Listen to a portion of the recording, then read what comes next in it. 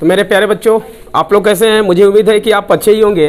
तो बच्चों, आज हम लोग स्टार्ट करने वाले हैं प्रश्नावली 8.2, जो कि इसके पीछे के 2 वीडियो में आप लोगों को दूसरे प्रश्न तक पूरा कंप्लीट हो चुका था। तो आज हम लोग जो बच्चे हैं करने वाले हैं वह तीसरे प्रश्न से करेंगे, और ये ज़्यादा लंबा ना हो नहीं है, तो इसे देख लेते हैं।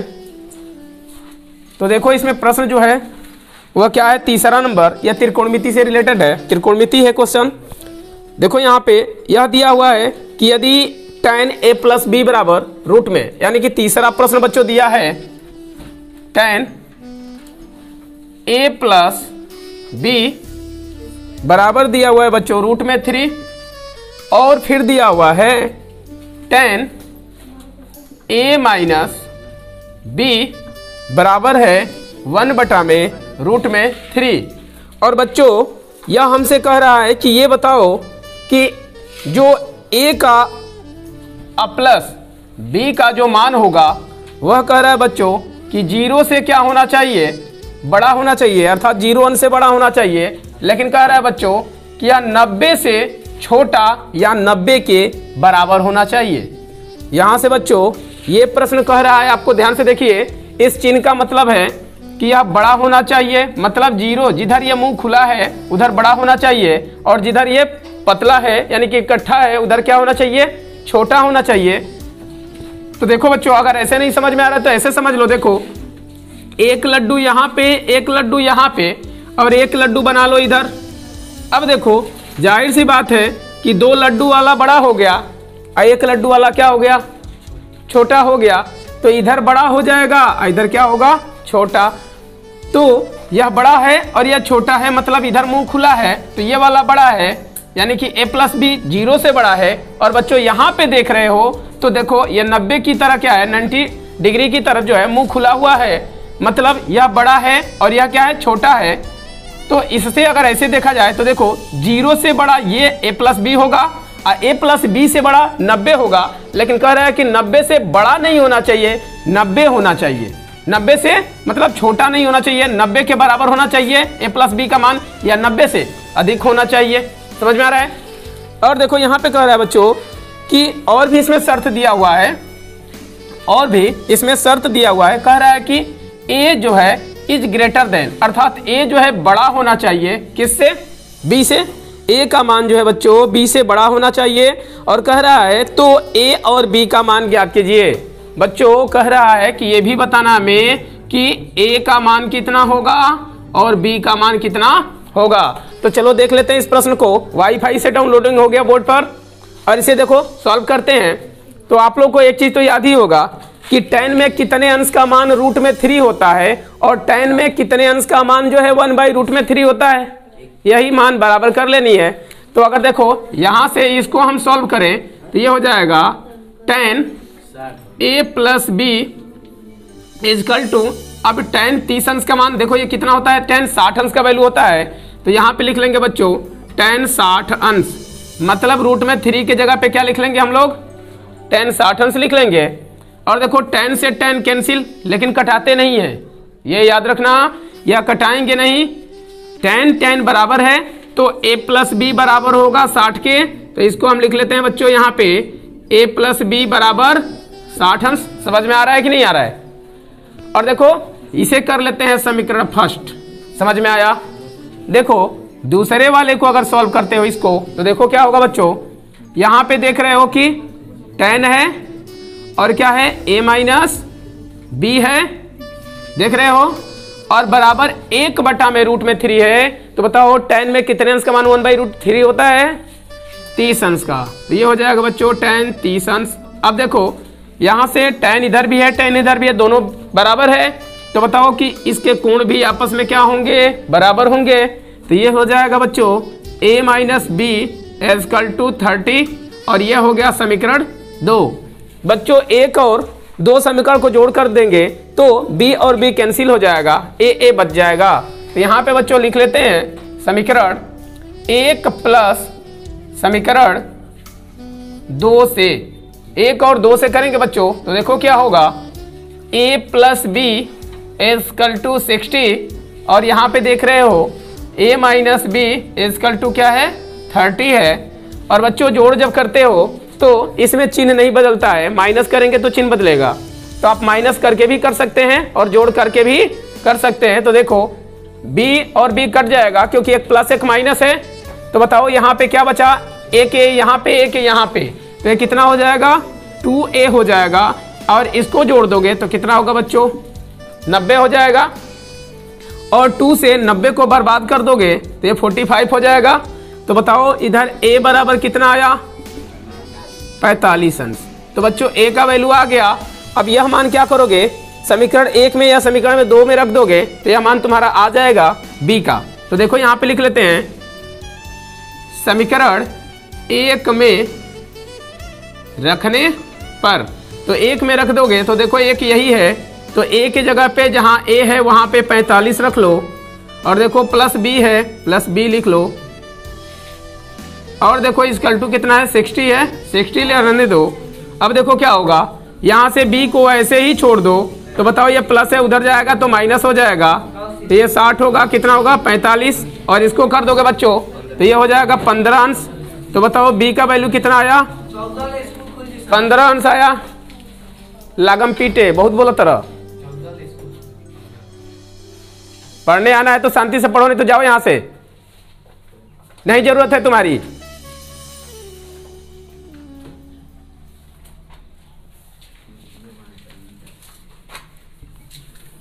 देखिए बच्चों यहां पे यह देख रहे हो कि यहां पे हमें यह चेक करना है कि इन दोनों का जो मान है a और b का मान 90 से क्या होना चाहिए अधिक नहीं होना चाहिए।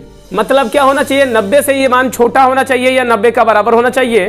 तो यहां से हम कर लेते हैं, देखो यहां पे दिखाना हमें जरूरी है तो लिखते हैं चूंकि इसलिए a plus b is equal to, अब देखो a का वैल्यू कितना है 45 है और प्लस b का वैल्यू कितना है 15 है।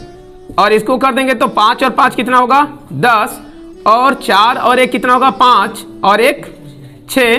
तो बच्चों यह जो मान है वह 90 से क्या है छोटा है, हम बराबर भी नहीं दिखा सकते हैं। तो ये नीचे वाला लाइन आप नहीं लगाएंगे, बस इतना ही दिखाएंगे। समझ में आ रहा है। अब देखो बच्चों यहाँ पे एक और चीज पूछ रहा था, ये वाला प्रोसेस कि a बड़ा होना चाहिए b से। तो देख रहे हो यहाँ पे यह a जो है बड़ा होना चाहिए b से। अब देखो a का वैल्यू कितना है 45 है और b का वैल्यू देखो कितना है 15 है। तो बताओ इस स्थिति में भी 45 बड़ा है कि नहीं है?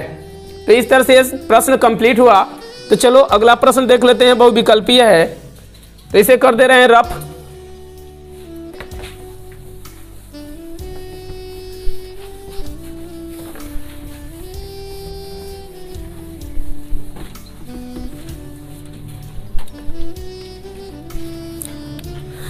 देखो बच्चे चौथा जो प्रश्न है वह कह रहा है कि बताइए कि निम्नलिखित में से कौन कौन सत्य है या असत्य है, कारण सहित अपने उत्तर की पुष्टि कीजिए।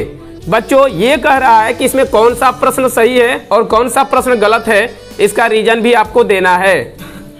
तो इसका देखो पहला प्रश्न जो है वह प्रश्न कह रहा है कि साइन, शोर नहीं भाई, sine a plus b is equal to है sine a plus sine b दिया हुआ है। तो बच्चों ये कह रहा है कि सत्य है कि असत्य है, तो आपको बता दें कि यह असत्य है।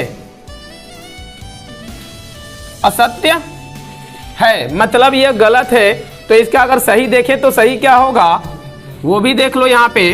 तो साइन a प्लस b जो है यह गुणा कभी भी नहीं हो सकता, क्योंकि निष्पत्ति में कोण का गुणा नहीं होता है, यह फार्मूला होता है। देखो साइन a में गुणा करोगे तो ये हो जाएगा sine a into cos b हो जाएगा और प्लस ये हो जाएगा साइन b इंटू हो जाएगा बच्चों कॉस a। मतलब देखो अगर साइन के साथ एक बार a लेते हो तो उसी के साथ में कॉस b आ जाएगा और प्लस फिर साइन के साथ b लोगे तो कॉस का a आ जाएगा। इतना अगर दिया रहता तो सत्य रहता, इतना सत्य कभी नहीं होगा। समझ में आ रहा है, रीजन मिल गया। क्योंकि कभी भी कोण में निष्पत्ति का गुणा नहीं होता है। समझ में आया? चलो आगे देख लेते हैं दूसरा प्रश्न को। दूसरा प्रश्न देखो बच्चों, दूसरा प्रश्न है थीटा में वृद्धि होने के साथ साइन थीटा के मान में भी वृद्धि होता है, यह पूछ रहा है। अब देखो बच्चों, अगर थीटा का जो वैल्यू है अगर हम 30 अंश ले लेते हैं, ध्यान से देखो, अगर हम 30 अंश इसका वैल्यू ले लेते हैं तो इसमें जब साइन हम 30 अंश का वैल्यू निकालेंगे थीटा का, अर्थात इसे हम कर दे रहे हैं साइन थीटा और थीटा के जगह पे 30 अंश ले लिए, तो अब बताओ साइन 30 अंश का मान क्या होता है? 1/2 होता है। और बताओ बच्चों, अगर थीटा में वृद्धि कर दिए, मतलब इस बार ले लिए 45 अंश, तो बताओ यहाँ पे करोगे साइन 45 अंश तो इसका मान आएगा 1/√2। अब बताओ यहाँ पे वर्गमूल निकालोगे तो और भी ये संख्या क्या होगी? छोटी हो जाएगी। मतलब थीटा में वृद्धि जब होगा बच्चों तो इसका मान जो है बढ़ेगा नहीं, घटेगा। समझ में आ रहा है? तो यह क्या है बोलो, सत्य है क्या सत्य है? मान बढ़ेगा कि घटेगा? बढ़ेगा, घटेगा नहीं। समझ में आ रहा है? देखो क्यों? क्योंकि 1/2 है, इसका वर्गमूल निकालोगे कम होगा। 1/2 का मतलब क्या होगा? 0.5, मतलब 0.5 हो जाएगा और इसका करोगे तो 0.5 से अधिक आएगा। समझ में आ रहा है? इसी तरह से और भी मान रख के आप चेक कर सकते हो। तो यह सत्य है, लिख दो क्या है ये? सत्य है, क्योंकि थीटा में वृद्धि करने पर साइन का मान क्या हो रहा है? बढ़ता जा रहा है। समझ में आ रहा है? चलो बच्चों देख लेते हैं तीसरे प्रश्न को। तीसरा इसका ऑप्शन देख लेते हैं। तीसरा ऑप्शन में देखो क्या है, तीसरा में कह रहा है कि थीटा में वृद्धि होने के साथ कॉस थीटा के मान में भी वृद्धि होता है। अब कह रहा है कि थीटा में अगर वृद्धि करते हो, मतलब 30 है, फिर 45 कर दिए, फिर 60 कर दिए, फिर 90 कर दिए। समझ में आ रहा है? तो कह रहा है कि बताओ कि कास का मान बढ़ेगा कि घटेगा। देखो बच्चों, यहाँ पे अगर हम कास ले लेते हैं 30 अंश, तो कास 30 अंश का वैल्यू तुम्हें पता होगा, रूट में 3/2 होता है। समझ में आ रहा है? और देखो बच्चों, और यहाँ पे कॉस अगर 45 अंश ले लेते हो तो कॉस 45 अंश का मान जो है 1/रूट में क्या हो जा रहा है? 2 हो जा रहा है। मतलब यह मान घटता जा रहा है बच्चों। इसका जब रूट का इसका मान निकालोगे भाग करके, डिवाइड करके, तो तुम्हारा मान क्या आएगा? अधिक आएगा। फिर यहाँ पे क्या आ जाएगा? और कम आ जाएगा। उसके आगे जाओगे तो और कम आ जाएगा। मतलब यह मान घटता जा रहा है और ये कह रहा है कि बढ़ेगा। बढ़ रहा है कि घट रहा है? बताओ। घट रहा है, तो यह असत्य है। और ये कह रहा है कि बढ़ रहा है ना, असत्य है, क्योंकि इसका जो मान निकालोगे, आप लोग कर लेना इतना काम, तो क्या होगा? यह मान घटेगा। चलो आगे देख लेते हैं बच्चों चौथा प्रश्न को। इसका ऑप्शन चौथा में देखो कह रहा है थीटा के सभी मानों पर साइन थीटा बराबर कास थीटा होता है। देखो बच्चों, कह रहा है कि थीटा का सभी मान, मतलब 30 अंश ले लो, फिर 45 अंश ले लो, 60 अंश ले लो और 90 अंश ले लो, और भी ले सकते हो, 180 ले लो, 120 ले लो। समझ में आ रहा है? तो कह रहा है कि ये बताओ कि साइन थीटा बराबर कॉस थीटा होता है क्या? अब बताओ, देख लेते हैं बच्चों। अगर यहाँ पे तुम साइन थीटा के जगह पे या 30 अंश लेते हो तो इसमें भी क्या कर लो? 30 ले लो। अब बताओ साइन 30 अंश का मान कितना होता है? 1/2। और cos 60 अंश का मान क्या होता है? रूट में 3/2। अब बताओ बच्चों, क्या ये कभी बराबर होगा? नहीं होगा ना। केवल ये किस पर बराबर होता है? 45 पर बराबर होता है। मतलब 45 पर दोनों का मान बराबर होगा, बाकी किसी पर बराबर नहीं होगा। तो ये भी क्या है बच्चों? असत्य है। इसको भी लिख लोगे रीजन में, असत्य है, क्योंकि सिर्फ 45 अंश पर इसका मान जो है बराबर होता है, बाकी किसी पर नहीं होता है। देखो 45 पर भी निकाल के चेक कर सकते हो। साइन 45 बराबर साइन कास है ना बच्चों, कास हो जाएगा cos 45। अब इसको करोगे बच्चों, देखो साइन 45 का जो वैल्यू है वह होता है 1/√2 और cos 45 का भी जो वैल्यू है बच्चों आता है 1/√2। मतलब सिर्फ इस पर बराबर है, बाकी किसी पर बराबर नहीं है। ये कह रहा है कि सभी थीटा पर दोनों का मान क्या होना चाहिए? बराबर होना चाहिए। बराबर हो रहा है? नहीं ना, तो इसलिए यह सत्य है। अगला नंबर देख लेते हैं बच्चों प्रश्न। एक और ऑप्शन रह गया है ना, चलो यहीं पे देख लेते हैं। 5वां नंबर भी से क्या होता है 5। देखो 5वां कह रहा है कि a बराबर 0 पर, कह रहा है कि a बराबर 0 अंश पर, कह रहा है कि cot a परिभाषित नहीं है। अब कह रहा है बच्चों कि ये बताओ कि इतने पर cot जो a है आपका वह परिभाषित नहीं है। अब बताओ भाई परिभाषित होगा तो क्या होगा, कुछ ना कुछ मान होगा, अपरिभाषित होगा तो कोई भी मान ना। तो यहाँ पे देखो, यहाँ पे तुम अगर मान रखते हो तो ये हो जाएगा काट, a का मान रख लो 0 अंश। अब बताओ बच्चों काट 0 अंश का मान क्या होता है, अपरिभाषित होता है, अपरिभाषित होता है। तो यहाँ पे क्या हो जाएगा इनफाइनाइट होता है। लेकिन ये कह रहा है बच्चों प्रश्न में आपका कि परिभाषित नहीं है, मतलब कोई भी इसका मान नहीं है। समझ में आ रहा है, परिभाषित नहीं है। लेकिन ये क्या है, परिभाषित है कि नहीं है, बताओ परिभाषित है ना।